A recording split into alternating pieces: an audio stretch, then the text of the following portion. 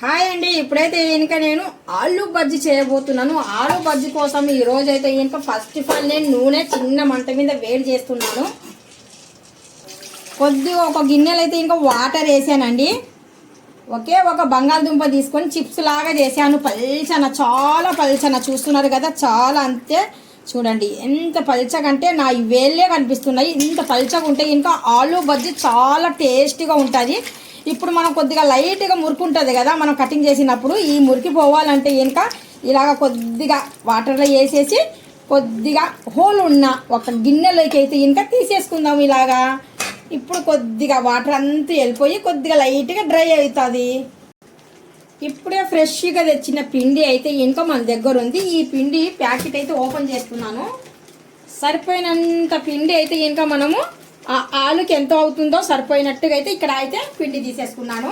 ఈ పిండిని బాగా జల్లిచ్చేద్దాం. కొద్దిగా జీరా అయితే ఇంకా ఇలాగ వేళ్ళతో కొద్దిగా నలిపేసి ఇలాగ వేద్దాము. జీరా వేస్తే ఇంకా మంచి ఫ్లేవరు. ఇది మంచి ఫ్లేవర్ ఉన్న అజ్మాన్ అండి. వాము వేసినా కానీ సరే చాలా మంచిది. అందుకనేసి కొద్దిగా జీరా కొద్దిగా వాము అయితే వేసాను. ఒక చిటికెడు సోడా, టేస్ట్కి సరిపోయినట్టుగా సాల్టు. మన బజ్జీలు కరకరలాడాలంటే ఇంకా కొద్దిగా రైస్ పౌడరు. మొత్తానికి ఒక్కసారి పిండి చక్కగా ఇలా కలిపేద్దాము.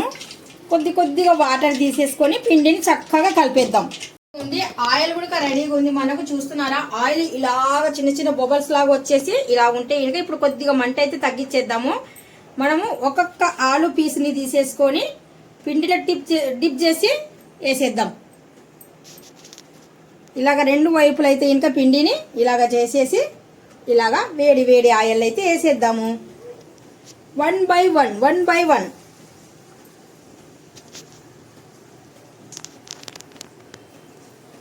కదా వేడిగా అయితే ఇంకా ఒక్క ఆలుతో ఎన్ని ఆలు బజ్జీలు అయినాయో, మిగిలిన చిప్స్తో అయితే ఇంకా ఇలాగైతే చిప్స్ అయితే చేసేస్తున్నాను. ఒకటే ఆలుతో ఇన్ని రకాల. వావ్, చూస్తున్నారా? ఒక ఆలులో మనకు ఆలు చిప్స్ రెడీ, ఆలు బజ్జీ రెడీ. ఈ వీడియో మీకు నచ్చినట్టుగా అయితే లైక్, షేర్, కామెంట్, సబ్స్క్రైబ్.